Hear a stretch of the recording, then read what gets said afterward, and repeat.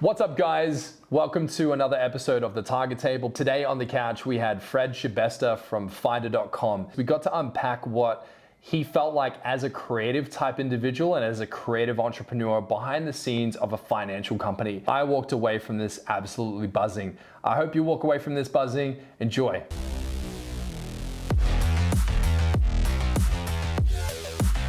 I think for you, like when we were looking at like the origins of Finder and how that came to be, I found out that you mentioned that you failed 39 times before you were able to kind of, I guess, find a groove for success.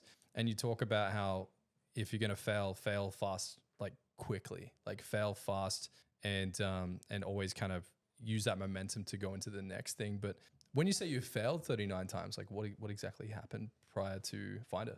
Well, in the beginning, I was running a digital marketing agency with Frank. Yeah. And I kind of sucked at running an agency, being straight. I'm pretty bad at I'm just not good at the management of the inputs and the outputs. And Yeah. I was great at the selling and the creativity. What kind of marketing? Just, we did SEO. Yeah. By the way, I didn't know any SEO in the start. I just knew how to build websites, and I just said, Figured it out. Well, I was like, how are we going to get some more revenue? It was like, we're going to sell something else. Yeah, I got to do a retainer package every month, Yeah, well, I didn't know about that. Like that was a new invention. This is 2001. Yeah. So I was 21. Okay.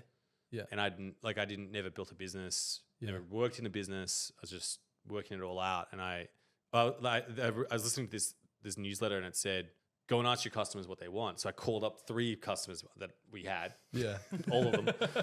And I said, hey, what else could I do for you? And they said, oh, well, there's this thing called Google. And if you could probably get to us to the top of that, that'd be really cool. And I was like, right, I'm going to go figure that out. And that's all I did. So early that you're like, what's Google? Literally. Yeah. Wow. Yeah. And I spent a long time doing that. And that gave me an impetus about, then I learned about domain names and the power of them. Yeah. And like exact match domain names. So I bought like 1,000 domain names. Still got 1,000 domain names just buried in the backyard. Like, just waiting Just one day to be. What's one of them? Like christmasday.com.au. What? Yeah, cool, man. We bought anzacday.com.au. That was not a good idea. Yeah. We built a website and then we launched on Anzac Day. The RSL didn't like that. Got us on 2GB and just all sorts of things. Yeah. Sudoku.com.au and all that kind of like, it was that gold rush time. Yeah. Yeah. So you're trying to jump on that because I remember that being the hype back then, like park your domains, get rich, you never know. We paid 300,000 US for Finder.com. Wow. When was that? That was 2012. Yeah. And that hurt because Yeah. the US dollar was like double.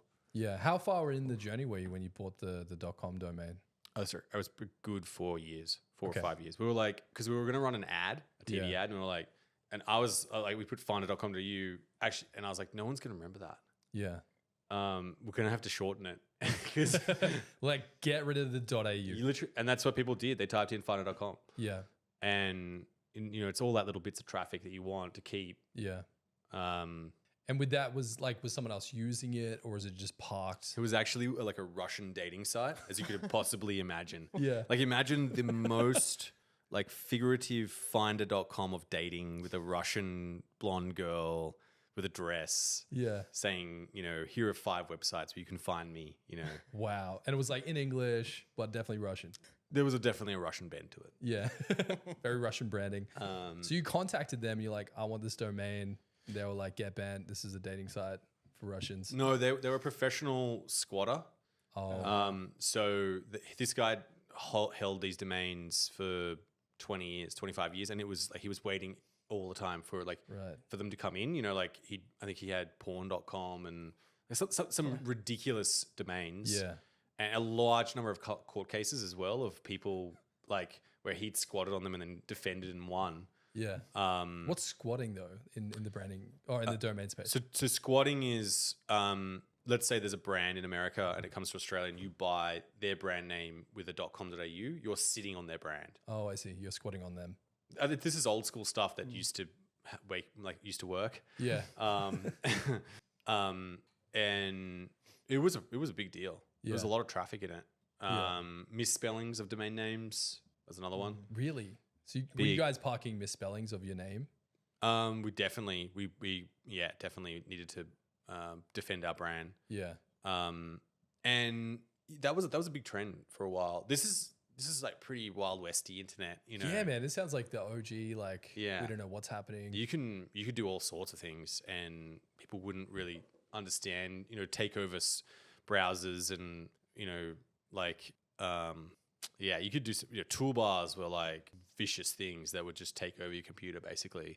Yeah. And load up all these ads, and then people just assume, oh, that's the internet. There's nothing we can do I'm like, about damn, it. you're having a tough Cybersecurity day. wasn't a thing yet. Yeah, I always get these pop-ups. It takes a while to load. I'm like, whoa, Yeah. That's just people didn't know. It wasn't Yeah. that level of security and sanitary. It wasn't a clean and well lit space. Yeah. Like LinkedIn's clean and well lit. Twitter is not. Yeah. I see what you mean. Yeah. Yeah. So like, obviously, coming into marketing then, being a creative kind of character, how long did it take you to kind of click like, maybe marketing's not my jam? I'm probably wanting to pursue something else. Like I liked the marketing, and I learned a lot from it.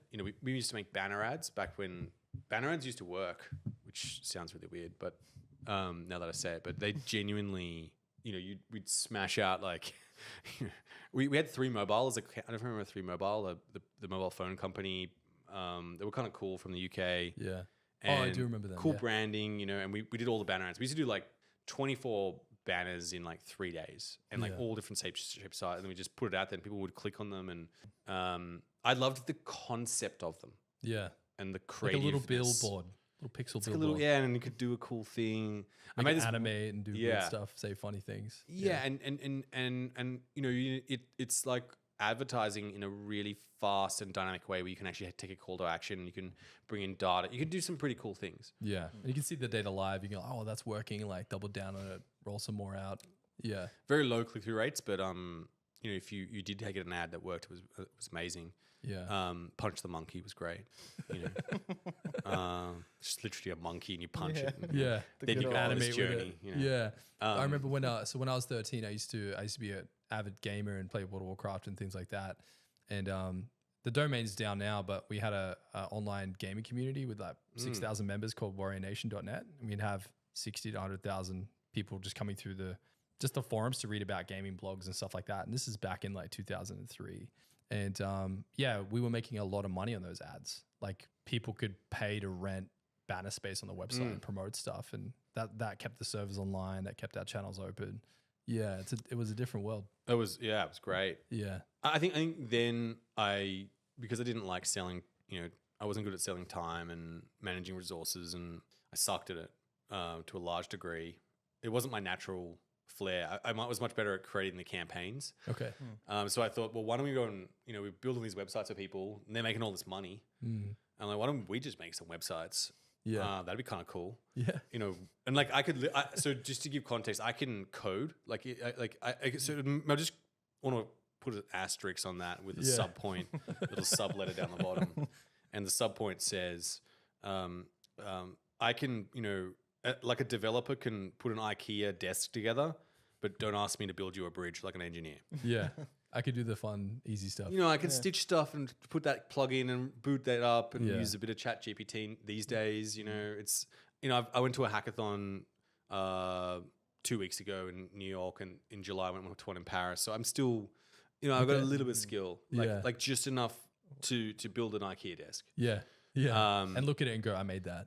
Yeah. I don't have that much pride in my stuff, but more like, hey, this is what I'm thinking. Do you reckon you guys could now build this? Oh, now I understand what you were talking about. Yeah. Are you like a white hat or a black hatter at the hackathons? I think I'm just. I don't know if I guess you could be a black hat if you could do some nefarious stuff. I tend to be white, I guess. Yeah. It's all crypto hackathons. Okay. Yeah. So you're building projects, and there's prizes. I won a small prize in a hackathon. It was like $500, but what did you build? We built this tiny little thing that encrypted a secret, and you paid like whatever $5 in crypto, and it revealed the secret to you. Oh. Very simple, like a crypto project that's kind of creative and abstract. Super simple. Yeah, it's got a secret. You want the secret. Yeah, I'll pay $5. I get the secret. That's that's cool, man. And you won $500. Yeah, because we used this library that was specially used for encryption, and I think what I sort of realized trying to come back to, with the marketing and the stories, and I don't know why, but I just naturally would create ideas and just invent things and then want to go and do them. And then I had just enough, back then I had enough skill to be able to go and do that. Now, with NPM and Node and the stuff's like, it's gotten a bit more intense and away from my OG raw JavaScript, WordPress stuff, which still works, to some extent, but it's now, things have moved quite prodigiously on. But those skills give me enough. Back then they were like, that was, you're in the game. You're just, you're dangerous. You're a genius if you could do JavaScript. You could animate something. Like I never learned like jQuery. We didn't have jQuery. Yeah. Like that's like, and all that whole journey. No frameworks, just roll your own, you know. Like, would you say you're like quite a curious person? Like you're always trying to figure things out by tinkering? Is like, the kind of person that's like, oh, I like that radio. I want to see what's inside it and pull it apart and play with it. So yes, I used to do that as a kid. I tore my dad's everything apart. Like computer, tape recorders. I actually got an electric clock as a kid. I don't know if I've told this story before. If I have, I apologize to anyone who's listening. But I had an electric clock. An electric clock was a big deal. This is in the 80s. And I was like, I was playing with this tape recorder and I didn't really know what I was doing. I was just sort of mangling it. How old were you? I reckon probably 5 max. Yeah. Maybe 6. And I was like, I need a piece of cable. So I went over to the electric clock and I was like, oh, there's a piece of cable. And I literally cut it with some pliers. And it sparked up like full on. I'll never forget it. And I was like, I think that was a bad idea. And I went and ran in my parents' room and I said, I think I did something. And I was crying. I was like, I think that was really bad. I don't know why, but I don't think it should spark like that. That's not cool. And then I sort of processed it. But I realized, I think that's kind of a metaphor. If you talk about the tinkering, I'm prepared to go and like most things that I'm going to recommend or talk about, I have done. I've put the money in, I've tasted the wire, or I've, literally put those two chemicals together and then see what happens. Yeah. Maybe in a small scale. Yeah. But I'm prepared to go and do that. Yeah. So even as a little kid, you were very curious, like how do things work? Were you like really trying to, like even if you go into your young teenage years, were you kind of always curious about things like that and trying to figure things out? I played a lot of computer games back then. Yeah. I played a lot of sport. And I rode my rib BMX. I was a skateboarder. I don't know. I think I was just curious about physics, and understanding dynamics. I think that was in my teenage years. I didn't really get that technical. Being straight, I played a lot of computer games, and I loved figuring out how to bring the game together and play it and win it. But I don't. I played a lot of sport, which is really weird. But again, I'm not like the most athletic dude. Like you would go, oh, that guy's an athlete. I don't know if I'm necessarily a Grand Slam tennis player. That's for sure. But like, but I could play a good. I can play like a solid game solid match. And I can play like the other night. I played squash. After, and I can play like solid, like it. Dude, that's a crazy hard game to master. Like I've watched people play it. I've never played it, but I love squash. It's intense. Very intense. You're like close proximity to someone throwing a racket at this tiny little ball at a wall right in front of you. It's insane. And it's almost a gladiator sport to some extent because you're trying to basically make your other guy outrun where you're too tired. You don't want to get the next ball. Yeah. It's brutal. So I'm trying to complete the square for you because there's a bit of an unusual thing that I never really thought about. Yeah. But I think I have this, it talks about curiosity. I think the thing I was fascinated by in that was to test myself. I would play tournaments. I never really would win that much. Sometimes, I don't think I was the best player, but I think there was some I won. I also played very competitive chess. Okay. Oh, nice. Yeah. Like I was the captain of the chess team. I know that sounds unusual again. Yeah, this is such a juxtaposition. Like, playing in chess, skateboarding, climbing trees, BMX, starting fires. Like genuinely, I love to go out and like cutting wires off things. Yeah. Literally set fire to things. Yeah. I've got a few stories. I probably shouldn't be saying this, but I burnt down a tree in my schoolyard. Yeah. Controlled fire. We'll just it was a controlled fire. Yeah. You knew like what the amount of fuel that there was going to be, Yeah, I was trying to calculate. I was like, how much? It's a big tree. Yeah. For the sake of the listeners, it's a controlled fire. I climbed up and like doused the tree. I'm like, I should do it. That's nice. Yeah, lit it up. Yeah, but you wanted to see. Yeah, I want to see how fast it burned down. Yeah. We probably edit that out. I went to a lot of schools to try and find me. Yeah, man. Okay, I think I like that. Trying to build on that. Yeah. I think there's a range of ideas that I continuously are arriving to me from the universe, and they become very loud to me, and I have to almost manage my actions based on that. And some can be destructive and some can be extremely creative. And my business partner, Frank, he describes it as, he talked very openly about me to this VC the other day. He said, yeah, Freddie's like this. He's like, he'll give me 10 ideas. 8 of them, they'll be a bit questionable. 1 will be pretty good, but 1, no one in this world would ever thought of.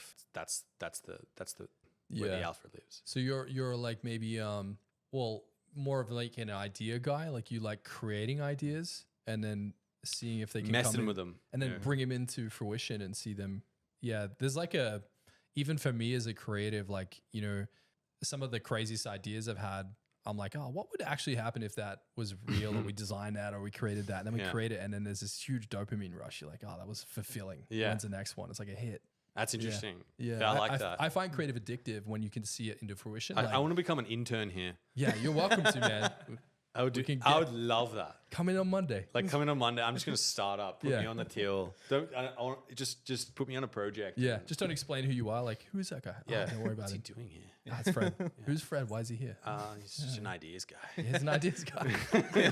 Just built. And then just come in, just like on the door. It's like, hey man, what if we got it and we added this and turn it backwards? Yeah. And then turn it into a song. Yeah, let's try. And then it's like, all right. Yeah, I think that'd make fun content for you, man. Because like you've got this awesome personal brand, and like I was chatting to Cam and Dennis about this earlier today. I'm like, if you sit down and you close your eyes and you think about, a credit card, loans, software, technology company, and it has 500 employees, you're in 6 countries, your brain immediately goes to finances, suit and tie. Yeah. But you're so contrarian to that in so many ways. Like for you having your public persona, if you take it back to the beginning, do you think how you approached your industry hindered or helped as a brand behind a company like Finder? It's a very vulnerable question because it's something which I've wrangled with. It's one that particularly I get a lot of feedback. Yeah. Yeah. Which I see as feedback, and I really what's puzzling probably to you that will probably I don't know if it makes sense. I didn't really think about it. Yeah. Cool. I man. just happened. I just put it out there. Yeah. Like this is me. So one thing I was listening to this thing about there was Ken Kochison, who was the keyboard designer and coder for the iPad and the iPhone. Yeah. So there never was a digital keyboard. That's actually quite a difficult. There was always a physical one. Yeah. And he invented this digital keyboard. Okay. For this, and he obviously he worked like software, or are you talking about like a physical? When you open your phone, you type a message, and there's that keyboard on your smartphone. Oh, I'm thinking of like a synth, like music keyboard. So. Oh no, yeah. Sorry, I'm like a digital keyboard that you can taptically touch. Yeah, exactly. No one had ever built that. Yeah, and so his role on the Apple team, on the iPhone team, was to build that, and he wrote a book about building it. I didn't know that. And this is back when Steve was like, "I want everything to be on one button. I want everything to be touch screen without the stylus and all the rest of it." Yeah. This is around that era. Yeah. So the he was on it was called Project Purple. The book is you can buy it. What's it called? It's a creative selection. So it's okay. Well worth a listen or a read or whatever. Purely because of the way in which they approach certain things. And he talked about like, why is Apple, what is it that makes that, obviously he's part of the team, he's an engineer, and certain engineers will come on these projects and certain were not. Yeah. You were invited onto that project, and literally inside Apple, there were like certain swipes, your swipe worked or didn't work, and you were allowed inside a place or not. Right. Wow. And you were compartmentalize the project so it didn't leak. Yeah. And literally people couldn't they're not participate. You're not invited. Yeah. And I think one of the things he really talked about, and I sort of wanted to pick up on this, and this might be, I think, what you guys have a lot of as well, is one of the key aspects that he talked about that Apple does is, when they talk about, you don't, they don't go and do focus groups and stuff like that. They do go and do customer tests. They definitely do that. They pay people actually to go and test their products, and they get feedback. Actually, Steve had a guy who literally, he's actually on LinkedIn still. He literally followed Steve around everywhere. Yeah. And just gave him feedback. Just using his product all the time and every meeting he would come to with Steve and give him feedback on everything he was doing. Yeah, and go, I think that's actually really nasty. That's not going to work. And he'd go, why? And he'd debate it out. Like he wanted that constant input. Right. It's a wacky role. I think it's the guy's worked at several companies. I looked it up. I was like, I can't believe this. I looked up on LinkedIn. I was like, oh my God, it actually exists. Akio Morita had it as well. So Akio, I love Akio. Yeah. He got a guy who was, for everyone listening, Akio is one of the founders of Sony. Oh, okay. Yeah. I was like trying to run through my Rolodex. I'm like, do I know Akio? No, Akio Morita. Yeah. So Sony was the Apple of the 80s. Yeah, that's very true. You had a Sony VHS, you had a Sony TV, you had a Sony Walkman, you had a camera, a recorder. Sony, everything. That was the Apple. It was the Apple of the 80s. Yeah. And Akio was literally like the Steve of the 80s. Okay. And was this in Japan? He took it out of Japan to America. Yeah. And took Sony. And then obviously they got into music, just like Apple did. Like the iPod, because Steve loved Akio, loves Sony. iPod was just a Walkman rebooted. Okay. That's interesting that like you've seen the movie with Steve Jobs, not the first one with Ashton Kutcher, the second one. I probably have. It's been a while, but yeah, it takes a really different take on him. If you could pull up what actor that was, but Michael Fassbender. Yeah, Michael Fassbender. Yeah, dude, that has Ashton Kutcher had this kind of aspirational, up and coming kind of energy to it. I'm worried. I'm going to open go for it, man. Just open it. For everyone listening, this is a can of Coca-Cola. Just so you know, is that we're bringing this to you. Which is the one that Brad's the Steve Jobs? Yeah, that's the one. That's Michael Fassbender. Is that the one he's obsessed with? He tries to take girls on the dates and puts that movie on. Anyways, weird segue, but the movie it really showcases like the kind of the dark side of Steve and how he was constantly debating the team around him. Like he was almost like he almost enjoyed conflict. It kept him on his toes. It seems like he thrived on not drama, but thrived on the way the movie portrays it. Like he really thrived on the kind of not the chaos, but just the challenge. Like he relished in the difficulty and the challenge, and he wanted to constantly find out ways to blow people's minds. So he had a guy following him around just to feedback everything he was doing. Yeah, give him feedback on products. And so Akio had the same thing. He had a guy who they put out a camera, and the guy said, like, he wrote I think it was about sound, or I can't remember if it was a sound or camera. It was they had several, but they pay this guy, and he was a photographer, and he wrote back this 3-page memo saying, this is why your camera is broken. Like literally, it's a finished product. This is why your camera's broken. These are all the things that are incorrect. This is exactly what you need to do and change it. Yeah. And Akio was he's never seen he'd never seen feedback like that. Yeah, wow. And he went and hired the guy. Wow. And they would send their products to him, and it's like they would go and get ruthless feedback. Yeah. Ruthless feedback. Yeah. You'd think a CEO type person would get their ego hurt or get pissed off about something like that. But Akio was like, no, this guy's got a point. Yeah. He's a great photographer. Critical thinker. Yeah. Thank you for that. Yeah. Thank you. Not everything you can accept, you need to sometimes decline. Yeah. Because of certain reasons. But, you want to hear that. I think what I was trying to submit is, one of the moments I think is really interesting is when Akio Morita said, let's go and make a Walkman. And I think this is what I'm trying to say, to try to bring the point. And I think this is what's interesting and instructive, hopefully everyone's listening. I'm intrigued. Is that, when he went to build the Walkman, no one walked around with headphones on. That's a new concept at that point. Yeah. Yeah. You like everyone had a ghetto blaster on their shoulder. Yeah. The good old days. You want to walk My out? stepdad had one of those things. Yeah. Man. He loved it. It was sick. I had one, and it's like it was cool. Yeah. You walk outside and no one, and he was like, like how like we should make a. He was always about, and you look at Steve. He copied the exact same thing. He said he wanted to make music pocketable. Okay. That's an important word. And that's why Steve puts the iPod. If you look at it in the presentation, he puts it in his top Yeah, pocket. yeah. Accio did this exact same thing. And unfortunately, the first Walkman was slightly big, so they actually made the salespeople pockets slightly wider. But Okay. that's a whole other thing. A little deceitful, but it's cool. Pocketable. Yeah. And you know, it's 1,000 songs in your pocket. Yeah. Because Steve Jobs did the one, you know how you have the little pocket on the jeans? Yeah. He did that with the release. He's like, ever wondered what this pocket was for? Yeah. And then he pulls the iPod out of Yeah. it. And then puts it back in. Yeah. And everyone's like, ooh. Yeah.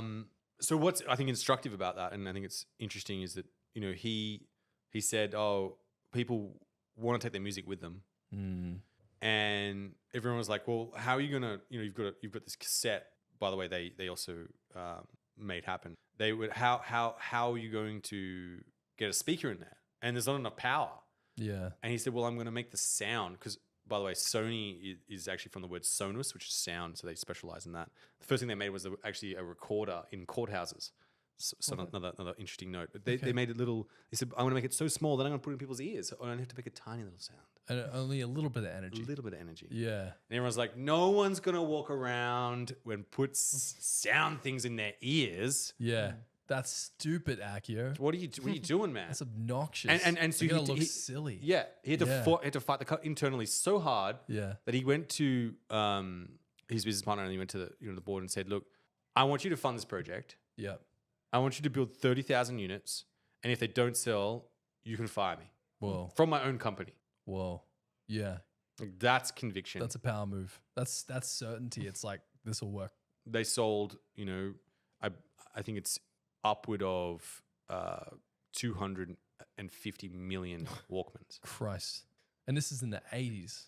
It's so strange to think about that because everywhere you go now, like, you know, downstairs is like a big business district here in Sydney, and you'll see people crossing the street. Everyone has headphones on. Everyone is. It's weird. It's almost like, oh, you don't have headphones on, you weirdo. What are you walking around listening to nothing? You know, like it's so different now. That's crazy. So I think one of the things I Never wanted to thought about that. Yeah, I think if I Yeah. can tie the point back, so I think what is it that goes all the way back? And again, trying to pay homage to people I think who are in branding and marketing, and is what I think that comes back to is again in what Ken talked about in Apple is they have when they come to those hard decisions like that and like making a Walkman, they actually rely on themselves to make those decisions.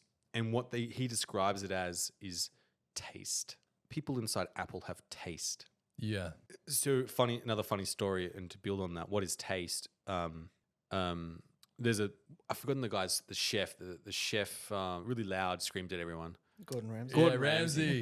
He Yeah. was asked, you know, what makes a great chef? You know, is it the way he cuts, the way he goes, no, it's actually if he can taste great food. Because then he knows how to make it. It's like a sense. Like can you almost like Apple scent. Well, Steve really had it. Like he could sense what would and wouldn't work, almost to a level where it almost felt spiritual. Like he could kind of predict through the glass ball, like this will work, you know. And not everything did, but he had a great ability to taste things. And even like an Apple Watch. Like, did you see the Apple Watch that they invented in like 1986? No.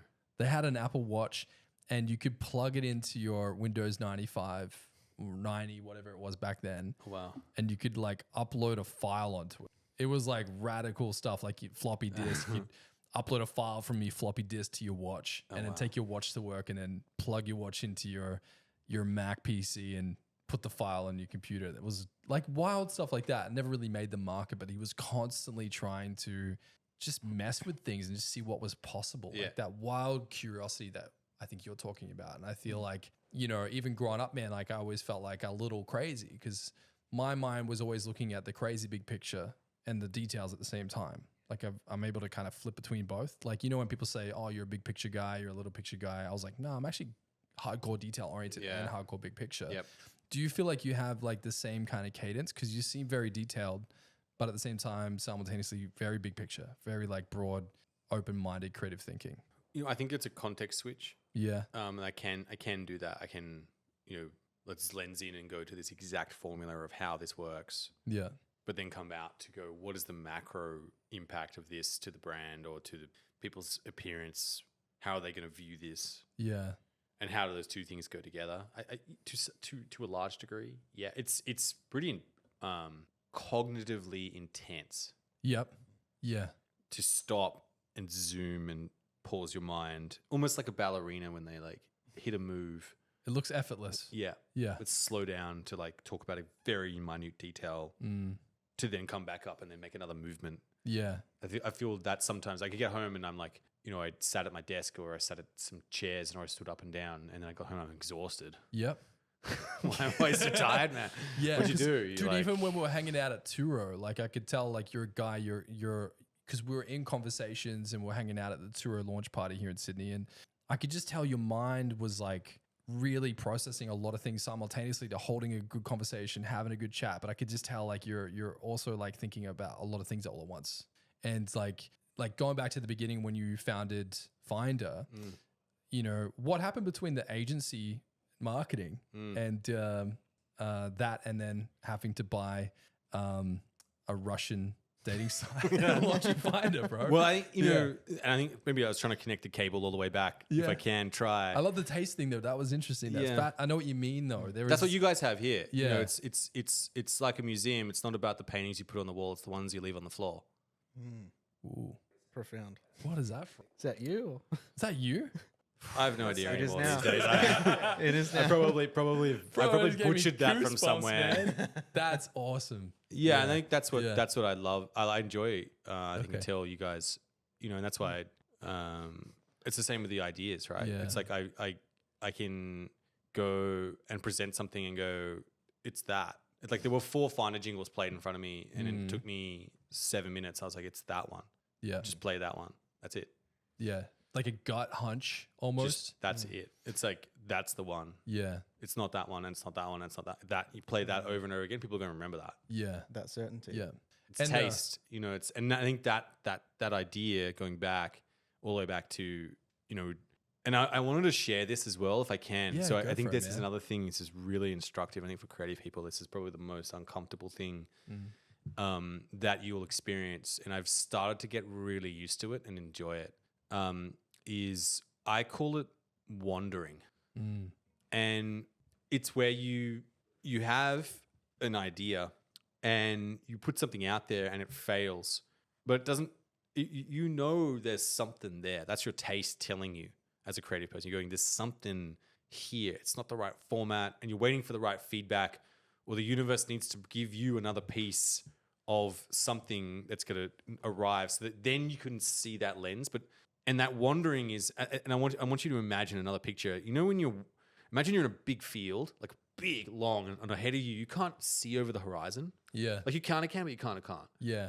Like one of those big open meadows with flowers that are just going forever. Yeah, and it's just going, but you're like, there's something over the other, and long way away, you can see some mountains and some snow and stuff. Yeah. But like where you are, there's a lot between there and mountain. And you're like, okay, but think of like your creative journey and what you're creating. So in creating Finder and these 39 challenging experiments, all sorts of weird and wacky things, think of them like walking from where you are a good distance, so that you couldn't, where you are now, you couldn't see before. Could not. That's fundamental. You need to go that far where you're uncomfortable, you're scared, you're in a new territory. It's a whole new set of variables. You've learned a whole new things that you never knew, saw, understood before. Yeah. And now if you're in that place, what tends to happen if you just stop for a moment and just accept that, and even though maybe the project failed, maybe it didn't, maybe it had some success, just pause there and recognize, now when you go look at those mountains again, you're seeing a whole new other set of places that you never saw before. Different landscape. And when you look backwards, everything's obvious. Yeah. Like I know how I got here. Yeah, I know I got here. Yeah. And you go, wow, why didn't I just go up that ladder over there? That would have been much easier. and you know, that's where a lot of other people come in and they optimize things, right? Yeah. So in your creative journey, what I do a lot of, and what were those 39s? They were me wandering a field. But let's just maybe contextualize this. It's not like I knew to go to the mountains, or I knew to go back to the forest, or go to the beach, or go that way, which like I didn't know any of those. And I think that's what every creative person feels like. But naturally, inside my soul, like that curiousness, I'm prepared to go for like a journey. Go, hey guys, you know what? I got an idea. Like imagine right now is a creative experiment. Yeah. We went, hey guys, I got an idea. Let's go and like create something for 24 hours. I don't know what we're going to create. Let's go and make something. We'll get together, get all your skills, bring everything you've got, and let's just see what we can make. I'm in. Like how awesome is that? Yeah. Because we don't know like where that would go. Like the There's no realm way of, you could possibly imagine where we're going to be in 24 hours. Yeah. No idea. and then when you get somewhere, you'll be like, whoa, look where we are here. And you're like, oh, that's interesting. And then you're like, hey, wait a minute. I've been over there. Oh, these go together. Yeah. Oh, wow. Look at that. And now suddenly, that might be a thing. So with Finder, it was like, I've done SEO, heaps of SEO. Yeah. I've written content. Sure. Yeah. Cool. I've done domain names. So we got a good, it was credit card finder in the start, and then we chopped it off with the credit card and put, it's like, okay, there's a good combination of things. Yeah. So I'm wandering, right? I'm wandering into this place and I'm like, wait a minute. I think actually, if I zoom out, I think there's a bigger business here. Yeah. What if we went and did this in a few other places? And it kind of evolved in that way. Yeah. And In a you wouldn't really, have that revelation till you're at that. I was in no way, shape, Yeah. or form did I go, I got an idea, let's compare stuff and Yeah. do it in lots of countries and, You lots just of started things. wondering and figuring it out. Just literally put a backpack on and went, hey, like I literally would do this to Frank. It's so funny. This is hilarious. I literally go, hey man, I got an idea. Actually, I got a lot of ideas. And I'm probably just going to go and explore them for a while. and he just doesn't know when you're coming back. He's like, carry on, sir. Yeah. Yeah. That's like, and then I'll come back to him and go, man, I've made this. Look at this. And it does like this. And this is what it does. Yeah. And he's like I remember presenting him credit card fund. I was like, this is what it does. And it goes like this. And he's like, man, that's terrible. Like, I'm like, no, that's, oh, okay. Yeah, that is pretty bad. Oh, okay. Let's fix that. Okay. What else? He's like, actually this and this. And then over time, like obvious things which you don't, because you've wandered off, picked up an uncut gem, gone, there's something in this. Your taste is telling you. Yeah. Yeah. There's a Walkman here. But Yeah. at first it was literally like putting two wooden planks on the side of your head with a piece of wire that made noise. And you're like, Accio, bro. I don't know, man. Like, Yeah, it's a bit nuts, ease up man. on that. Yeah. Or the Newton. The Newton was the first, that's where Apple got, that was a failed project in the 90s. Which one's the Newtons? So the Newton was literally a tablet with, I with remember a that. stylus, and it Yeah, failed. yeah. But that's then when they went and made the keyboard, Yep. they actually went back and went, oh, how did we do it with the Newton? Oh, that's, they literally fast forwarded everything. Really? They went back and looked at their old technology to get inspired for their latest. The guy literally goes, man, when we built the Newton, he knew what to type to mess up the autocorrect of Ken's program. Because he goes, I worked on the Newton and I know what's going to mess it up. He put it in and the guy was like, damn. Yeah. But that's what, when you create something, that discomfort, people, like a lot of people, this is going to sound weird. People go to me like, I'm like sitting still and not doing anything. And I'm like, I realize if someone was to judge me and look at me and go, what are you doing? I'm like, I'm thinking. Yeah. And what did you do today? I thought of things and I threw away a lot of stuff. And then I connect things up with that. And this is what came out. And sometimes it turns into a drawing, or sometimes it gets into a document I write, or a story, and other times it's just a conversation and I realize that's nothing, or I'll turn it into a pitch and pitch to someone, or it just depends on the form. And I'm seeking I'm inviting the universe to, I see ideas are already out there. You're just like a channel that goes and hops on top of them and goes for a ride. Like swapping radio stations. Literally, Yeah. exactly. Like, oh, I've heard a sound I never heard before. That's What is interesting. that? Yeah. Yeah. I didn't know that channel list, Yeah. And so I think this, what I wanted to share was, I think that that discomfort of wandering and inventing ideas and failures and all those kinds of things, that's going somewhere. Keep going. Why do you think it is that people find that extraordinarily uncomfortable? Because we were chatting about this even I'm in the process of like publishing a book specifically on like the uncomfortability of starting without knowing the end point, which is really interesting. That analogy you shared is beautiful, that the field and looking at your peripherals and just not knowing quite what's between you and the goal. Like the scenario would change so much and you just never know where you're going to end up. And that's how I got here, because I started out just making content and I was like, I don't know where this is going. And then slowly started to adapt it into creating the agency and so on. Like for you, like, what do you think it is that stifles most people from persevering through that uncomfortability? Because so many people get stuck at that point and they don't start. So I think there's something I've thought about this a lot, and I observe it in myself when I get really uncomfortable. What am I doing? So when we as, upwardly mobile people, what we do is we set goals for ourselves, and we go, I set a goal. I need a purpose. I need to go and do something. And here's my goal. Yeah. I want to go and invent, a new phone. And again, remember the Newton is the wandering. So let's remember that. That's a great analogy, by the way. Yeah. And so you're on this journey, right? And you punish yourself because you're not there. You're like, well, I'm not taking steps. In fact, I'm going backwards. I don't even know where I'm going. And, I think the greatest analogy of this is, I think there's a book called Creativity Inc., which I've recently got it. It's a beautiful book. Great book, right? Amazing. I think the part which I found instructive is where they say every movie maker gets lost at some point. Yeah. Which is, imagine you make content. Imagine making 90 minutes of content. Yeah. Visual, sound, Yeah. nonstop. Yeah. And it's got to hold your attention. And it's going to be captivating and brilliant the whole time. Like that's... Because when you make a piece of content, you're like, that one hit, those 5 fizzled, these 2 did all right. The whole thing has to be a hit. Whole thing. Yeah, minute after minute. And so you're imagining going on this journey, you're trying to figure out, like, this character does this, but then you get to this point, you're like, why is this character doing that?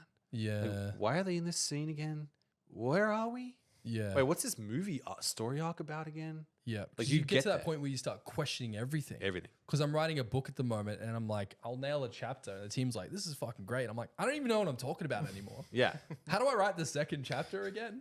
You were going to do this. Yeah, but I don't like that idea anymore. Like it's just, it's so You're bizarre, wandering. man. Because you're wandering, and that's what it's been like writing a book and building an agency. It's just, you have to get comfortable in that pocket. It's like drumming. You just got to find the pocket. Yeah. Like, where is it?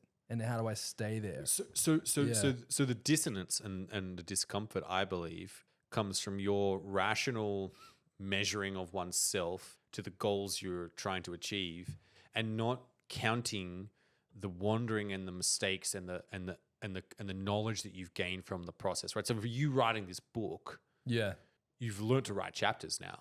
Like before, you didn't know how to write a chapter. Yeah. Like, I what had does a no chapter? idea, What does man. a chapter feel like? Yeah. How does it come across? I was kept down in year 2 for not knowing how to write, So- Yeah, but now you're like, oh, chapters feel like that. That's Yeah. interesting. Oh, those 2 chapters go nice together. Oh, Yeah. and now when you observe someone else's book, you go and you read the chapters. You go, oh, look how they've done that. Yeah. And you see, oh, they've done it like that. That's interesting. Now you can see that. Yeah. Now you've walked in the field over the hill where you weren't before. Yeah. And now you can see. And people don't appreciate that. They don't go, oh, well, I've not achieved anything. Where's my materiality out of the coming of this? No, you've got psychological assets that you could never have had unless you went and did that work. Yeah. And you wrote a book, Go Live, was it? How did you find the process writing it? That was a very challenging process. Yeah. So I think my hack on this was probably, I don't know if this is good or bad, but I got a... And the book's about like creating a business, right? From an idea from scratch. How to get an idea going. Yeah. And just these are core principles that I believe about when you want to do that. Like this thing, you read that, like it'll give you an injection to fire up and go and like get it going. Yeah. That's how I feel about things a lot of the time. I'm like, give me that hit of certainty and let's go. Or like, let's we're gonna go and do something. We're gonna go live. Yeah. Like we're gonna make something happen. Yeah. That is an energy you can tap into. Because that's how this whole thing started. Was I went to a Gary Vee event, frustrated, broke, no money. And I was there for the whole day, and it was just back-to-back speakers selling boot camps. And then Gary runs out at the end, and there's 5,000 people in the room. They're all disengaged from like 8 hours of an onslaught of like non-stop sales bullshit. Gary comes out, and the first thing he says on stage, after all these speakers, lots of them famous, he runs out and he says, "What's up, Brisbane? I'm not here to sell you shit." And the crowd went crazy because he knew what he had to say in that moment. And then his whole keynote for 10 minutes, because he did 10 minutes keynote, 2 hours Q&A. But in the 10 minutes, he basically was like, you don't need to buy something. You don't need a coach. You don't need these mechanisms. You literally need to just go start. Basically what you're saying about the wandering thing. He's like, just go. Like, just pack the bag and leave and just figure it out. And like, you seemingly have this kind of ability to inject yourself into an idea and just back it, even though you can't completely see the outcome or the end destination. Do you feel like when you find that energy, it's pretty loose? You're like, there's something here, I want to discover it, or is it like I'm going to create X? I heard this thing from I think it was the Y Combinator guy, Paul Cam can pull stuff up. Graham. Paul Graham. Yeah. He said most if you want to find a really, really interesting problem to go and solve for a customer, go and start solving one. Because you start solving it, then you go, oh, actually, I like that problem. Yeah.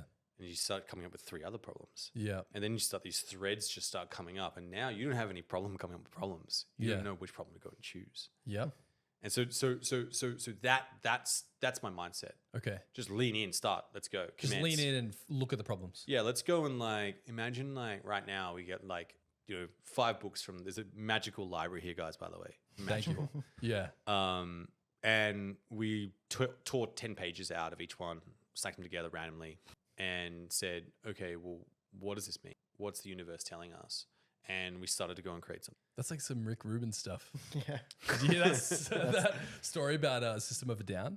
No. What's the name of the guy who's the lead singer of System of a Down? Corey Taylor. Oh no, sorry.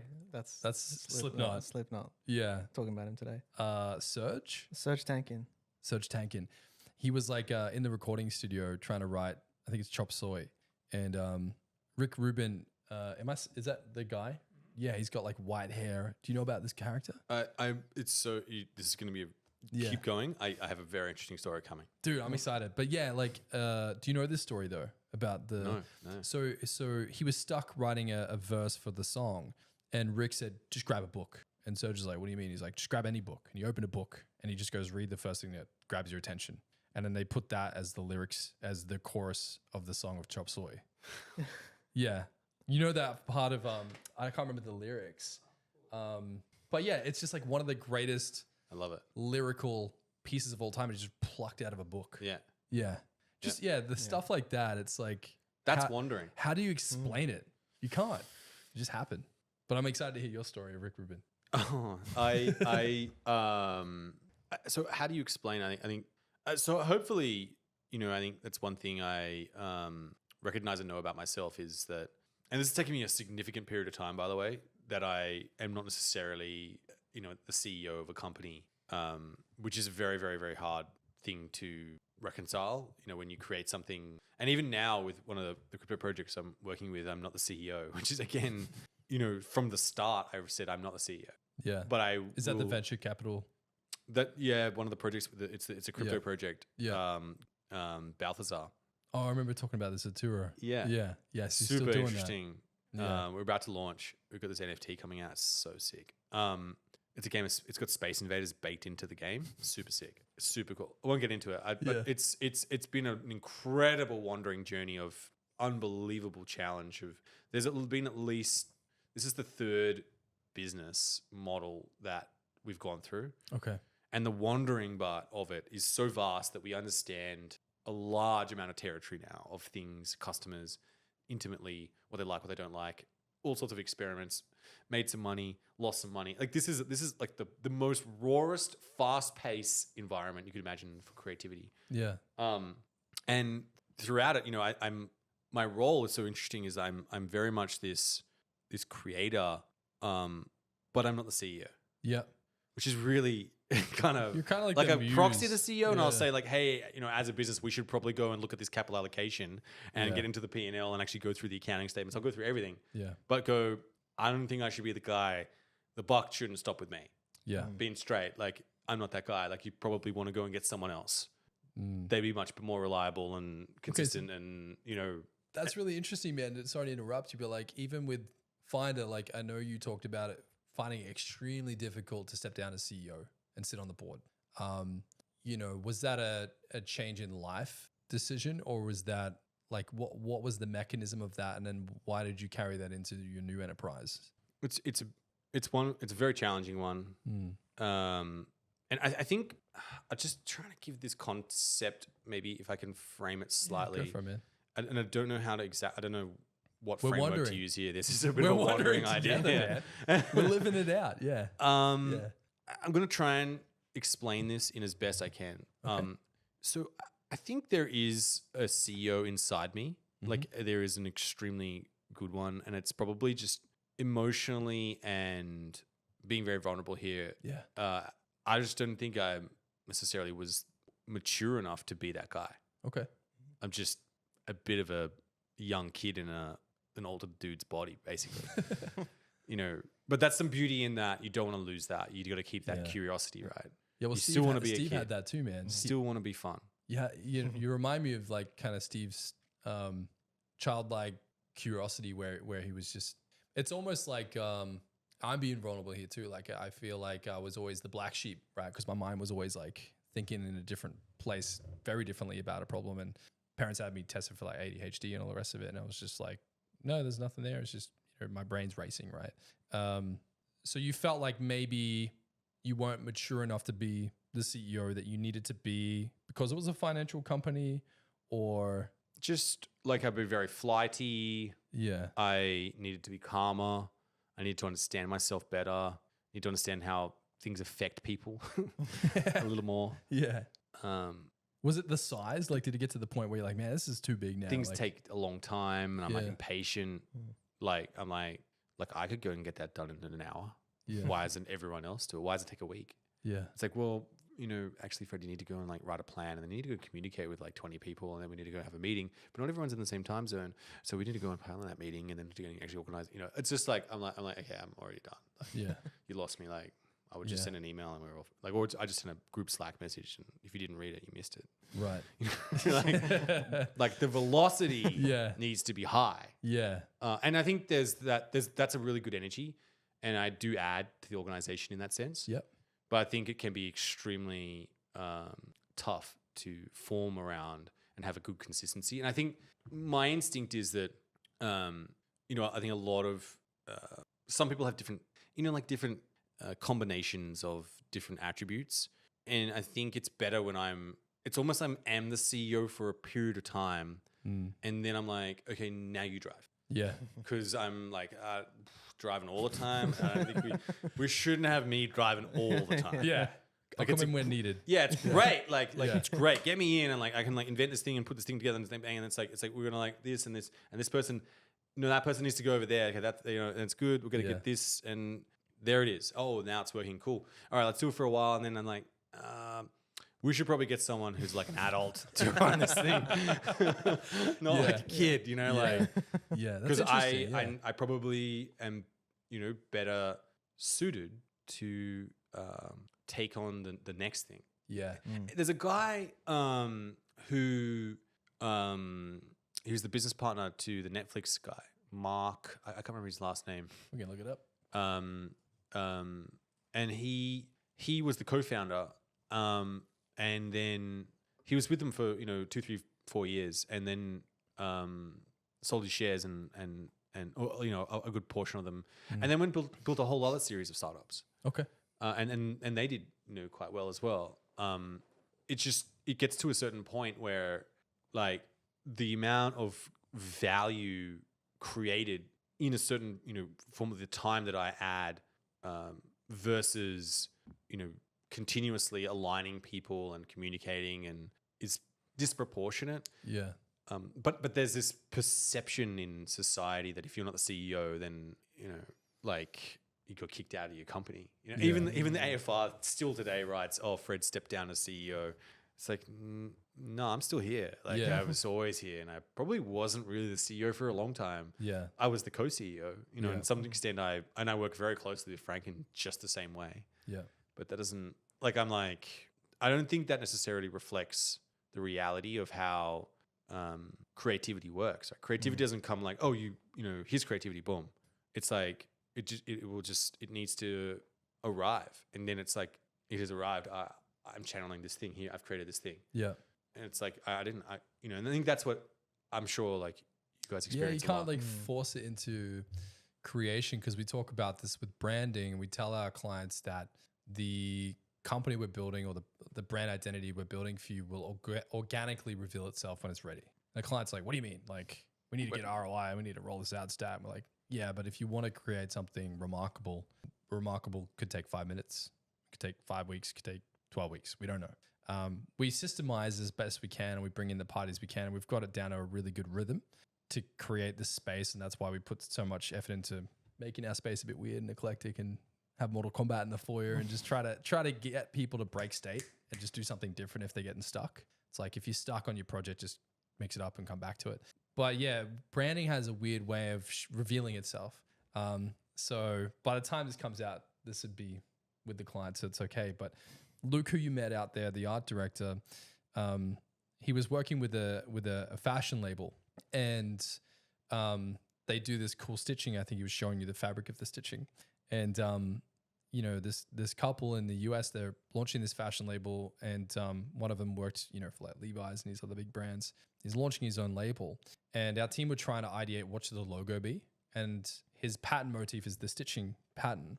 And Luke was like messing with that, and he's like, oh, it's not really working, and was trying and exploring different things. But when talking to the client, he realized that the heritage of the guy who started the company was from Latin America, and he loved Pegasus. He just thought Pegasuses were the coolest animal. He said they were regal as fuck. Like, he just thought they were cool. And Luke's like, maybe there's an opportunity to include a Pegasus in this. And he like peered into the background of the client on a Zoom call and noticed that there was like a Pegasus looking ornament on his fireplace. And Luke said, what's that? And he's like, oh, I've got one. And he went and brought it over. But in Latin America or South America, they have this thing that they do where they take different animal body parts and like put them together and create a new animal, just like as a knick-knack thing. They carve it out of wood, and then they paint it, and it represents like creativity and putting things together.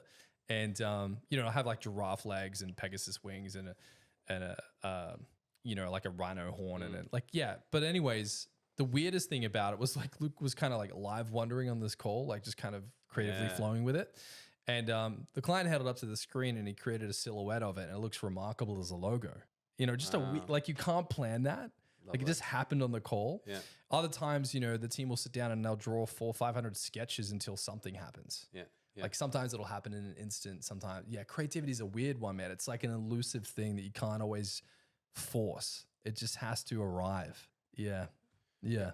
I think it's really good. I think, I can imagine everyone gets that place where you're looking for that idea, you're trying to find that idea, or I think that taste sometimes, and this is probably the hardest part, is sometimes it's done, you know, it is done, an idea, and that's okay. And other times you just know it's not. And I think that's the time when keep going, it will come. Just have faith in the universe. Yeah. Do you feel like, you know, for someone who's maybe starting a journey, like what would be some of your go-to like creative advice for an individual that has a sense that they want to go wandering? What advice would you have for them on that journey? Wow. One of the most interesting things you can start to do is start from something you're curious about, something you almost like you want to learn about it, or you do know about it, or you want to learn more about it. And what is I always find interesting with this process is it always lends in more. You can go deep. Right. So, and what I mean by that is you can zoom in more. There's always more. More. Yeah. You can always, there's, it's like the universe is so infinite. It's like as above, so below. You know, if you look at the solar system and then you zoom into like nanos, fucking atoms. Yeah. Now my brain's wondering. Yeah, I see what you mean. There's always more. There's always deeper. There's always next. Yeah, and I think if you do that, and sometimes you lens up or lens down. I think it's a very interesting experience. The story I was going to share, and maybe this is probably, you know, I don't know, it could be instructive, it might not be, but is we're wondering. Yeah. No, and I think what's been really interesting is when we were, you know, building this game, so, you know, this arcade game, what's really interesting is that the actual game was built to show off another product we'd built. Okay. So this NFT project is an arcade game? Yeah. Right. So it's a game of Space Invaders to some extent. And then it has you have your own NFTs in it, and that's your ship, and it fires faster or slower or moves. And it's a lot. It's quite a bit to it. It's not a standard NFT project, but it sounds it's very, fun. Very it's wildly fun. creative. Yeah. It taps into the core psychology as well of crypto, which is even more fun.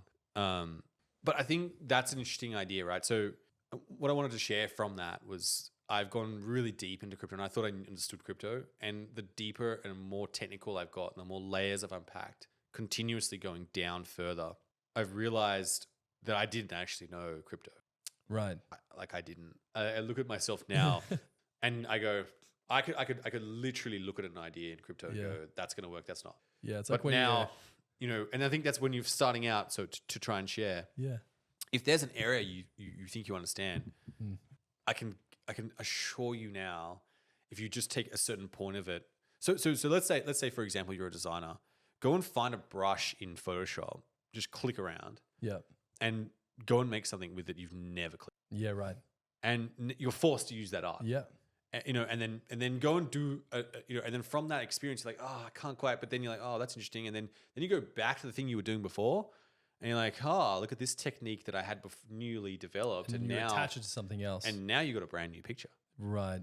I think that kind of, It's like tree roots. You go down these different root systems. Yeah. And then you're like, maybe if I took this thing from skateboarding and brought it into finance, or, if I brought in this idea from an NFT project into a venture capital partnership you're doing, or it's like connecting dots from different nodes that haven't connected before.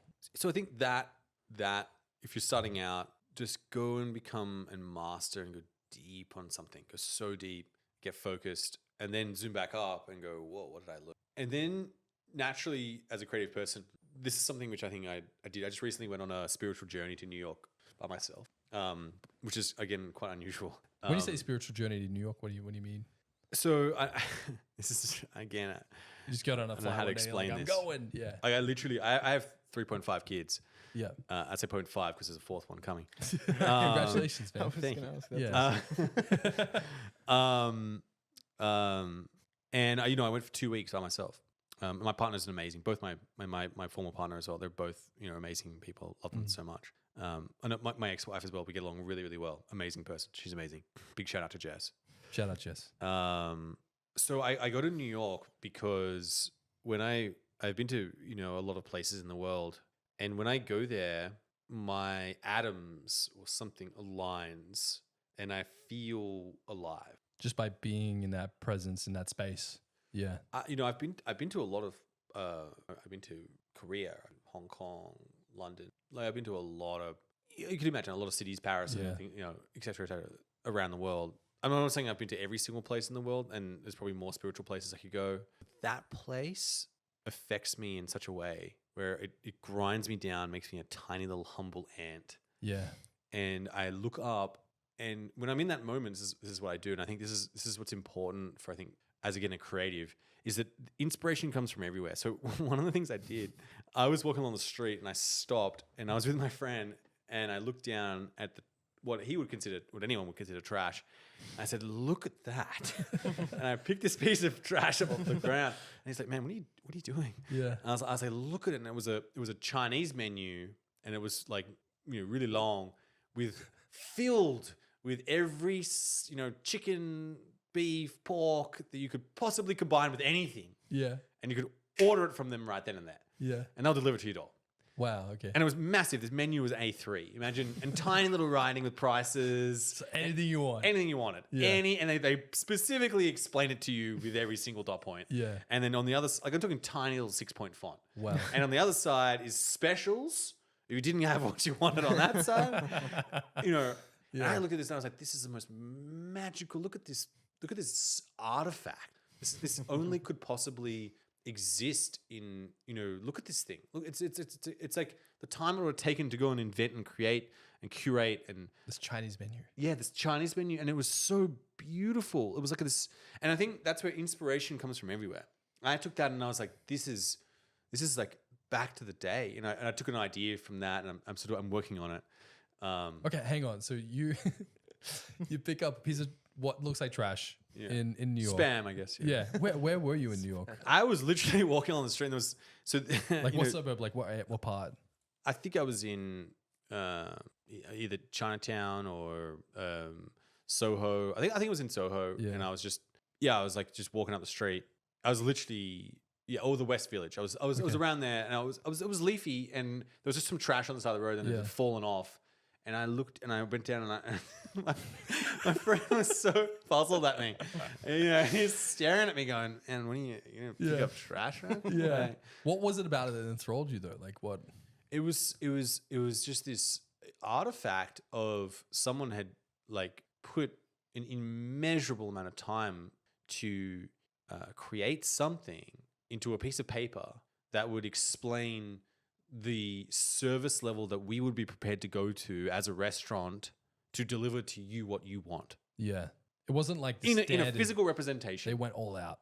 All out. Yeah. Like it's like a diner menu, like that level. Yeah. But like in China, like in every single, you want garlic sauce, oyster sauce, like it is like everything. And Yeah. I took it back to our sign team and I presented it to them and they were like, this is an artifact of magic. Yeah. In They any loved other city, like you brought that back from someone, they go, what are you bringing this here for? But your team loved it. They're like, we get it. Yeah. Yeah. And then like we've got an idea that's being built off this, which is, I'm telling you, this idea is very zany. This is wandering to the max.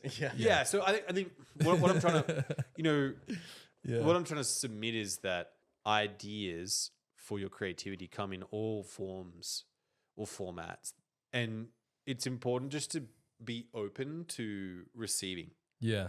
And because you don't know in what format, shape, that'll come. Mm-hmm. So, another one, I standing on the front of this bagel shop waiting for it to open. It's called Russ and Daughters. It's an old sort of bagel, smoked salmons and stuff. Been rebooted, really beautiful. Sort of counters and it's just really nice. They dress up nice. And I was standing in the line and I looked over and I saw this building, and on the outside of the building, they painted their offers. So it's like best rates on nylon and this and we have the finest silks from here and here. And I'm like, well, that's commitment. Yeah. To paint it on your building. Yep. You're like, we're not gonna need to make good because we're gonna be here for a long time. So we're gonna paint this on. Yeah. It's much cheaper.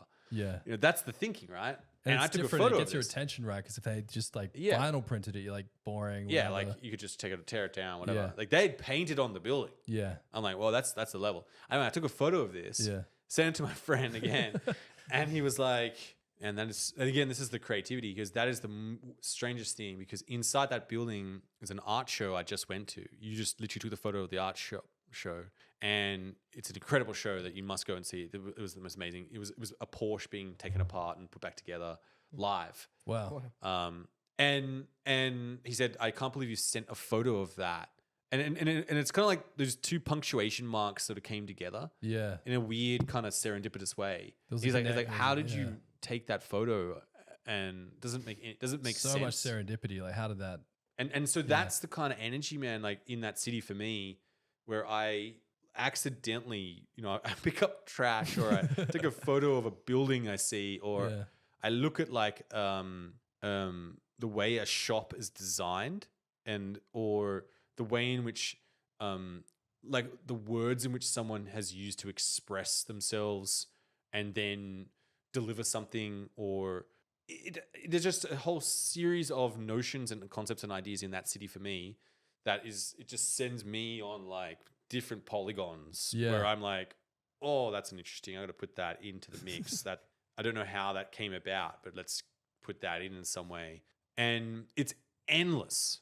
Yeah. It is literally endless. Yeah. Like it is like you cannot like cover that many streets and shops and experience it. It's just too many. Yeah. So you're never the creativity for me is like a fountain of curiosities continuously exists. Like how does this shop, these tiny little shops that I went to this shop, this guy, like literally I lived 2 streets away.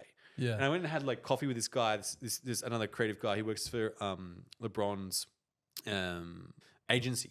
Okay. And he was like, sports agency. And I'm like, cool. And he goes, man, like, I go, where's a good sandwich around here? He goes, man, like, you should go 2 streets up from here. And I'm like, there, man. Like, I live 2 streets. Like, I'm like, seriously? Yeah. I go up 2 streets. I'd never seen this place before. Yeah. Never. Because everything's so compact. Everywhere. Everything's on top of each other. Yeah. And I'm like, there's no way. How can this random sandwich shop survive? Yeah. I turn up, right? And they won't let me in. I'm like, bro, I come Sandwich mafia, this- man. Like, I come with money. This is Yeah. America. You Yeah. exchange money for goods here. Yeah. And services. This is how it works. Fuck, man. It must have been a good sandwich. They close the doors till 10 o'clock. Yeah. I'm like, what is going on? Anyway, so I'm standing up at the front. And I'm like, I ain't moving. Some people come along, they try and take my spot. They realize, oh, he's It's a big queued line. up. iPhone queue starts forming behind me. Yeah. I'm like, what have I like? I live 2 streets away. Man.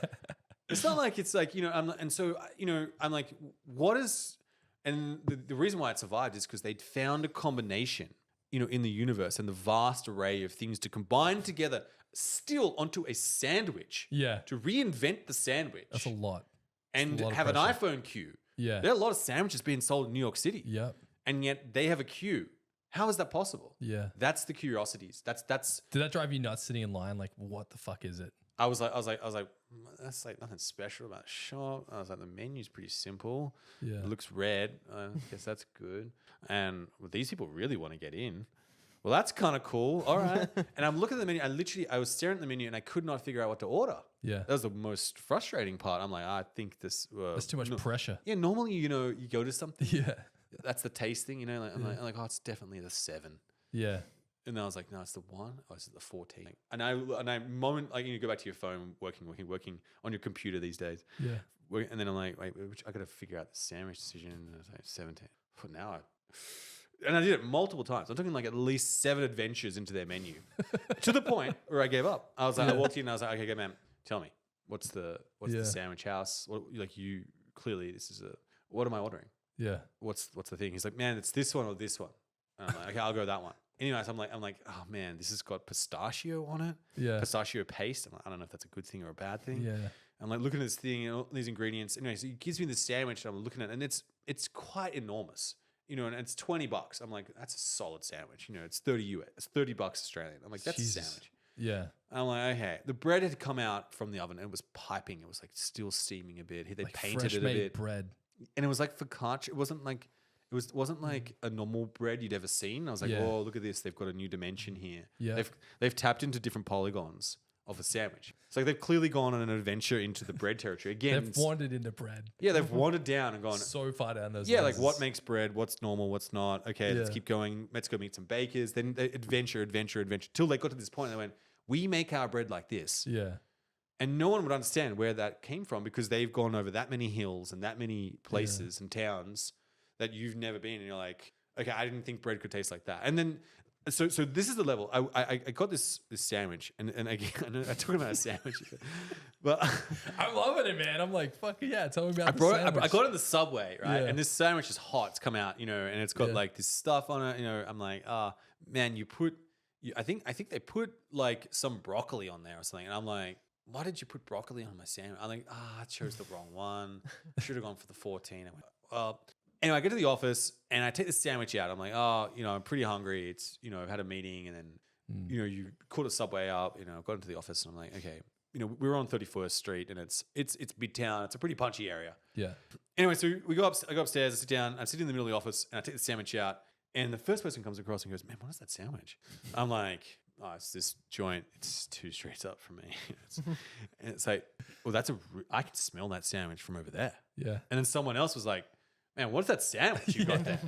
I can smell that sandwich. When they come over and they're like inspecting the sandwich. Yeah. What did this thing look like? I'm like, it's like a, you know, it's a focaccia and it has like this bread, but then they had this sort of, I'm not sure what the words are that this type of cheese, again, they've gone down cheeses and found the cheeses that when it combines together on the bread, it melts in such a way Yeah. that it lights up the pistachio nuts and then the somehow the ham talks to it. And then literally the entire office stopped Yeah. and went, man, what? Like, and to give you, let me just give you the level. Yeah. So in our office, we let everyone order lunch every day for free. They Cool, love that. they all have Seamless, and they can all they got $20, and they can order whatever they want. Wow. And so everyone comes in. We do that on Wednesdays. Yeah. But I love that you do it every day. every day. So Yeah. everyone just orders whatever they want. That's so cool. And so literally everyone's like, where is that on Seamless? I'm like, I don't know. I'll show you and I couldn't even pronounce the name of the shop. I'm like, this is the level, right? And so everyone trying to order a sandwich then, like, you know, But this, that's the level, right? That I think what's instructive, or I hope what you can take from that is, and trying to go back to your question and share is, you got to go real deep Yeah. and find the alpha down. Yep. And it exists. It's just, how far are you prepared to go? Like, are you Yeah. prepared to go past where anyone else has been? I think that's what Elon does with batteries, right? He goes to the fundamental chemicals of, cobalt and magnesium and how those two things, that's probably the wrong metals, by the way, but how do they actually combine together with the acid and how much should go in, and why do we do it that way? Why can't we try and do it this way? And then suddenly he has a whole new innovation that no one else has. Yeah. And I I think- think him talk about it one time. He was saying, like, when he was building one of the SpaceX rockets, he said when he was designing the rocket, they went right down to the incremental details, like zooming in on those lenses. Like, why do we build rockets like that? It's like, oh, well, that's what engineering teaches us. Well, what if the engineering's wrong? He was kind of like, question everything. Like, let's just yeah. It seems like he's kind of got that wandering knack. Steve Jobs had it. You Can I share another one? Yeah. Another one. Sorry, this is probably The sandwich one, man. I love that. the dude. sandwiches. Yeah. I seek sandwiches as well. By the Yeah. way, it's one of those things. There's a good sandwich shop on York Street. By the way, I've renamed York Street in Sydney. Okay. It's called New York Street from now on. Okay. Yeah, it's a brand new street. Cool, man. Greatest street in Sydney. Yeah. New York Street. it out. I'm putting new signs on the front of all the things. Little stickers. Yeah. Little hash. Yeah. So there's a guy, I don't know if everyone, and this is probably another instructive story, I think, and something which I found very instructive, and it's the same spirit of this, is there's a guy called Edwin Land. Again, someone that Accio admired and so did Steve admire. There's kind of like, I think it goes like this. It goes Steve, Accio, Edwin Land, Henry Ford, and then Thomas Edison. This sounds like kind of like a lineage thing. Like, Yeah. you got Going Tony back. Robbins, Jim Rohn, Earl Schoaf, Dale Carnegie. It kind of like, Yes. yeah, it's like a passed down thing. Yeah. So Edwin Land made Polaroid, Oh, okay. the instant photographs. Right. So here's the thing, and just like will turn you like, it'll just puzzle you. He made that in 1949. No. So How? That's so early, dude. so early, What? That's like just after the war. just after the war, like terrible depression. So he invited the journalists over, right? How the fuck? And he sat there with there's a famous photo. You can probably bring it up, of him just sitting there with a photograph of himself, black and white, Yeah. instantly printed. Like, everyone, it's the first selfie, right?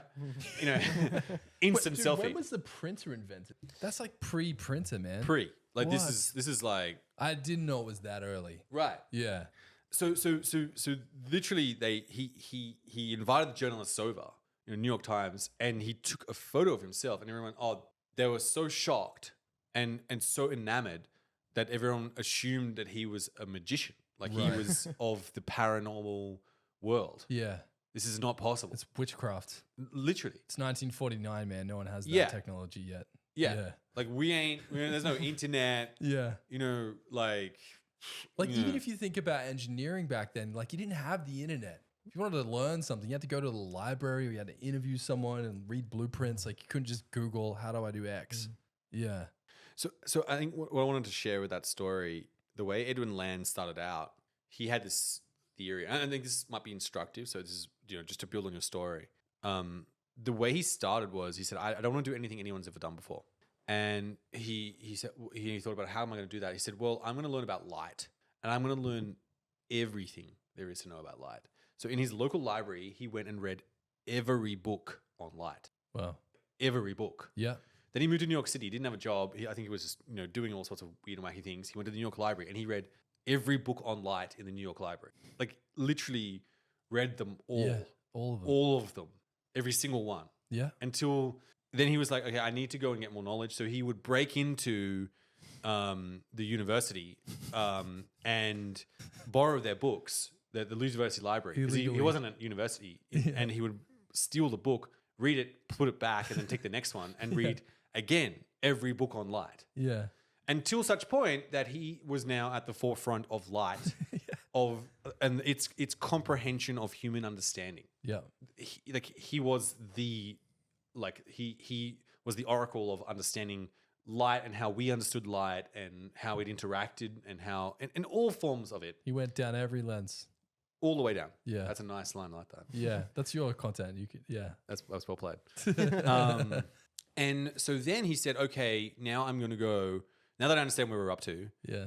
and this is, again, this creative process that I encourage to go in terms of going deeper, I think is he then went, okay, now I'm going to go and start creating. He stopped reading because he'd read it all. Yeah. And he goes, okay, now I think there's something here. And he started to go and invent. And the first thing he invented was, so back then when there's a lot of military going on, one was goggles. So if you noticed in the war, there's a famous one, the general, I can't remember his name, right? The American one. He's got the goggles on his head and they're Polaroid lensed. Oh, okay. So they could see when on the battlefield Yeah. when others couldn't. Wow. Yeah. Remember Remember reading a little bit about that, and that they gave him a huge advantage, huge. like turn to war almost advantage. Yeah. Cars, when they drive on the road, when we take it for granted now, but you know the headlights when they shine in your eyes, the actual windscreen wasn't tinted, Yeah. and you just get blinded, and just huge numbers of accidents would Yeah. happen. He built that thing, and these are all inventions that were kind of interesting and not, unfortunately or fortunately for us, weren't that adopted. Yeah. And it wasn't until he was back then, Mr. Kodak, Mr. Eastman, by the way, built that thing in the 1800s. Another one that never, just to give you, Kodak, he was a pioneer. Yeah. 1800s. Henry Ford was 1901, the combustion, engine and stuff. So 1800s, that's hectic. mental. Yeah. And by the way, another thing for everyone, I think is another important note of history, which I just find puzzling. I think Napoleon sort of left the stage around 1840. Like Bonaparte. Yeah. 1840. He was still, man, that guy. Wait, Kodak was pre-Napoleon. The Kodak and Napoleon were like, What the fuck? there's like I don't know when they crossed over or how they crossed over exactly, but but these people, the 1800s was a very interesting time. So I just want to give that. I think it's important to understand the speed and velocity in which we exist in now. Yeah. And think of the creativity that was happening before, and now the number of people who are creating, and why it's so intense. Like there are mini Napoleons right now. Yeah. If there wasn't a whole, like all this technology levels the playing field to some extent. Yeah. There are Napoleons still Like going on. homogenizes the world. Yeah, it makes the bar just ridiculously high. Yeah. It's just chat GPT to everything. Yeah, there's geniuses everywhere. It's just like There are, yeah. and they're political. They know how to mastermind stuff. And I just wanted to share that still exists. It's not as prodigious and rare. So I think what I wanted to share from that is, he was on a hike with his daughter. Yeah. The And, Polaroid guy. So Edwin Land, he was on this hike, and his daughter went to him, and they was like, "Hey, let's take a photo, Dad." Yeah. And they took a photo. And back then, you remember Mr. Kodak, Mr. Eastman, you would put film into a camera, click the button, expose the light, and then you'd have to basically use up all the film and then wait. Remember you waited for your weeks. You wait for your photos. Yeah. Wait. Imagine kids these days waiting for your photos. Yeah. I can't post it now. So his daughter turned to him and went, "Hey, Dad, why do we have to wait?" Uh, And he went, "Well, we need to go and expose the camera and then the light, and then we need to go and do this." And he was like, "Oh." And that just sent him on this journey. Because he knew about light and he just He knew went. all about light. Yeah. He knew all about exposure and chemicals. And then he went so deep and he invented the Polaroid in 1940. Incredible. That's spooky. And I think that there's so much learning in just this one thing. You know how people are always trying to find like what's the silver bullet, what's the one thing? I think like, man, wandering is probably as close as you're gonna get to it. And I think every time I talk to people in business, they're kind of doing this. No one's articulated it before. Like this has really hit me, man. This has opened up a channel in my mind that I'm like, that's fascinating. It's really remarkable that you see the world that way. And now I'm jealous. I want to go to New York and experience sandwiches, but fuck, man. Because I think, it's so true. Like you just have to, like that's the joy of life is to wonder. I think, maybe how much of the pressure of society puts a framework on how we're meant to live. We go to school, we go into this system and all the rest of it. And it's just like, maybe we're just meant to be wondering about a lot more in life. Yeah. Just listening and observing more and just, yeah, like you said with the Chinese menu, I get what you mean. Like I'll see something and it'll inspire me. Yeah. Like a little thing. I'm like, oh, that signage is cool. Oh, fucking logo is cool. Like every time someone comes here and gets a job as a designer, or even on another team, they come in as a copywriter, but they just hear about logo design all the time. Then they start noticing logos. They're like, I can't look at that. Who designed that? Like it, it's like going into the matrix. It's almost like when you see the world a different way, you change your lens, you change your peripherals, your location, but then you pay attention and you listen and you wait and things arrive. And you find that as kind of your muse to find where you should be spending your time. Are you more spiritual now than you have been in the past? Are you leaning more into this? Because you mentioned that this wasn't comfortable for you initially, but now it is. Yeah, I think in so much that I've started to really embrace this inside myself. I think in the past, it could have been seen as wasting time. Okay. But now you're embracing it. Now I'm like, if they're, just like the sandwich, adventure. Yeah. I will go on other, journeys where I'm called to go and do that. Mm-hmm. I need to go down to the rabbit hole of whatever that is. And I don't know why I'm going there. And I unfortunately don't have a business plan for you or couldn't tell you where this connects in. And sometimes it doesn't. And that's really hard. Yeah. And some of the ideas don't work out. And that's really hard. What you said, man, really clicked in my head just now. Like it really has. Like it's I've had like a lightning bolt moment just now with this whole, like these awesome stories you're telling. And, but yeah, it's a business is so much more than the actionable steps. Definitely. And I think, what I admire now, and I'll see someone really trying, or I'll watch a movie and they're failing, and I admire, and I don't know if this is instructive, but I hope it is when people push past that unbelievable torrent and sticky mud that's in your way of creating and get so proactive and take so much responsibility that they get that creative. They have that problem as well, and yet they take that responsibility. They take that responsibility as well, and they take that one on and get so creative. Yeah, that's where those magical things come from. Yeah, because it's so funny, man. Like when you said that, like my mind immediately goes into like I'll be on a call now with a client, or in this room. We do workshops in this room at this table here. And the client will say one thing and my brain just goes like through a bunch of different, like these guys have sat in the workshops. Yeah. I'll be working back and forth with the client, trying to get them to unpack, just getting them to open up and kind of share their ideas creatively. They're like maybe a law firm and then they care about these things and they're trying to, or maybe a new service, product, business, whatever it is. But they'll say one thing and my mind just fires. I'm like, that's it. I get goosebumps and I know what to do with the brands. Like, and I don't know if it'll be in the first minute, first hour, week 6, but at some point I'll click and I won't be able to sleep and my mind just, it's not even my business. And I'm just going on this wild creative journey, like a drug trip. I'm like, man, imagine the branding and if the color palette was this and we said the tagline like that, like I just get to go on this exhilarating journey. And for me, it's so weird because I don't know where that comes from. And you can read the books and you can read the academia and you can do the research, you can do the target marketing, but I've gone so many lenses deep on branding. Like you saw the library out there. I've read all the books on marketing and branding and I've run out of books to read and I'm finding other ways to dive in and pull it out. But you're right. It gets to this certain point where you think you figured it out and then you're like, nah, there's probably a few more lenses and you go in a little bit deeper and you're like, I didn't know jack shit a year ago, but now I've got to figure it out. Right.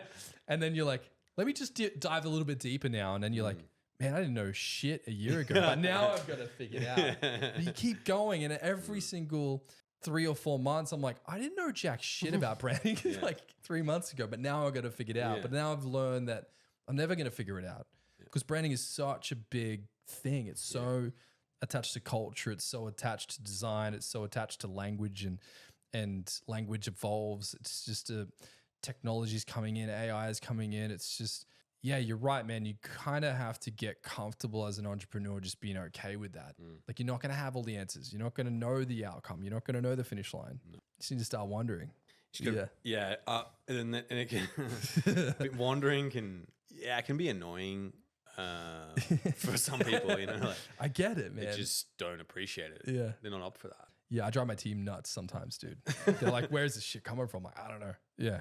And then you know you gotta also know that you're a powerful force of energy and a catalyst, and then sometimes you need to also not be that. Yeah. For it to percolate, for the process to happen, for inquiry, qualification, data. There are parts that, you know, there's that genesis, and then there is almost it's like you can't have, you need the other part as well. And that's why I think I've taken a long time to admire and find people who are comfortable with me being like that as well. And I had this coach, and he said, I came to him one day, I said, man, okay, this year I'm going to become a better manager. I'm going to become a better leader. I'm going to get way better at this. I decided I'm going to adapt to people's personalities and start to like really, you know, speak really to them, and, you know, like have the right things to say in a certain periods of time. And I'm going to work really hard at this. I'm going to become really good at it. He said, Fred, I've been sitting in front of you for 7 years, and this is the worst idea I've heard you ever bring. He's like, I know you, man. I'm like, the worst. Yeah. Whoa, there's been a lot of bad stuff, you know. Yeah. I'm like, really? He's like, yeah, like, please, just go and find people who wanna work with you, man, and you just be yourself. Yeah, wow. Because like, you know, like you're good. Yeah. You just need to go and find some other people like That's cool so about true, it. man. Because it's I think that's what you got on your team. You know, it feels like that. You got these guys get me, man. Yeah. Yep. Unfortunately, These we guys, do. both these guys, so Dennis and Cam have been my muse for writing my book. I'll feel like I'm in a rabbit hole. I'm like, I don't know what I'm writing about anymore. And they're like, no, man, this is good. This is you. That's not really you, bro. Really need to rewrite that. Yeah. You know, it's so important to surround yourself with crew that they know who you are, they accept you where you're at, and there's no judgment, there's no ridicule. Like, one thing we've worked really hard on here at Rival is just creating a culture where there is no judgment. Like, this is a safe space. And these guys know they can call me out on my shit, and they do. Like, both of these guys, what was it, Monday? Sat me down, and you're like, you need to start writing your fucking book. I'm like, roger that. Let's go in the room now. Thank you. I'm grateful. Like, yeah, but like, you know, so many people can't do that with their team. They can't do that. And it's important, man. You're right. Because when you're a CEO or you're starting an idea, I think we constantly make ourselves malleable to those around us. But I think when you're trying to drive and create, it's too much. Like, it's too much to adapt yourself and create in a way. You know what I mean? Like, you just gotta loosen yourself up and be you to create. So I think, if I can build on this and maybe share, this is where I've learned something. Again, this is a very raw idea, so I've never spoken about this, and it's something which I've only sort of discovered. What I try and do now, because I sort of worked on this idea, and I said, like, okay, well, you know, clearly I'm going to be creating a lot of stuff, and I need to get like a lot of things communicated to other people, and it's really important that they understand the ideas as well. Is I actually made it my challenge to be more creative in how other people can understand what I'm thinking. So it's not if they don't get it. It's like, well, you didn't. I'm going to take even more responsibility, go over and above, even further, and go, I didn't do a good enough job communicating. Yeah. How can I get more creative? What do I need to do in order to expand?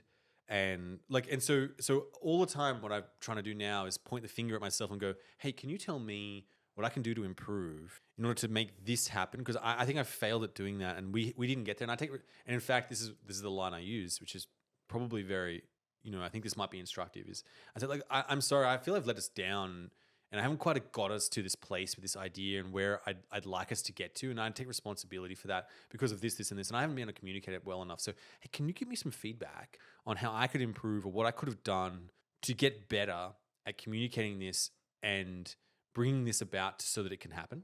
And it's like, hey, man, well, you just didn't write that down. It's like, oh, it's true. I didn't. Okay, next time I'm going to write it down. Yeah. Hey, you didn't call a meeting and bring everyone together and explain your idea. That's true. I could have done that better. Yeah. Thank you. Like, you know, and so I've learned this sort of this process now where I really try to write things down, then host a meeting, share it, ask for feedback, and then really start to bring people in on these ideas a lot earlier. And it feels more uncomfortable because, like you said, like you're in this creative journey and this process and you're so alive, and it almost feels like you're only just giving birth to it. It's only just alive. Yeah, you don't want to share it yet. Yeah, it's not ready yet. And so it's like, well, actually, so what I've learned to do is get really uncomfortable and put it into a thing. And by the process of creating and documenting, what actually happens is that you get clear in yourself. Right, because you're forcing yourself to articulate it. Yeah, and like when you go and you got an idea and you like just vomit it out. Yeah. And it kind of like, oh, that makes sense to me. And everyone's looking at it going, oh, I think it looks like a vomit, man. Like, yeah. So doing it early forces you to go, that didn't land. Let me go work on it. Draw it, and then go even further. Get more proactive. Go and make it, like, so if it's a piece of code these days, I go and like make a spreadsheet, do it. Yeah. Like, cause that's my, I'm stuck in, or I draw a diagram, or get Mid-Journey to make a picture about it, or, I need to write a story. I'll ask, ChatGPT to like write something together. But I've written this sort of fundamentals that will make that. And then I present it and go, hey, this is what it could be like. Yeah. And so what I've been thinking about is, if you want to become more prodigious in your creativity, you need to get a higher bandwidth of communication. You don't want a dial-up modem of like, the bits and bytes. You want like full spectrum, like quantum computing. Yeah, like satellite bombers coming out, like, and it's like multi like channels. Yeah. And you're just like, it's all organized that someone can just pick up, digest, and then like ingest, and then like read all these bits, and if they wanted to, and it's as much as little they want, and that's sort of how I was trying to build on your idea. How am I starting to improve myself to be a better creative? What I'm trying to do is be more creative in how I communicate. Right, because like that quote where it's like you can share something with someone, but you can't understand it for someone. But you're kind of challenging that. You're like, can I? Like that little girl asking her dad, like, why can't you? You're like, there's a way I can communicate this. Let me push. It's almost like when you hear that thought in your head, can't. You're like, hang on, if I just flip that, what if I did? Yeah.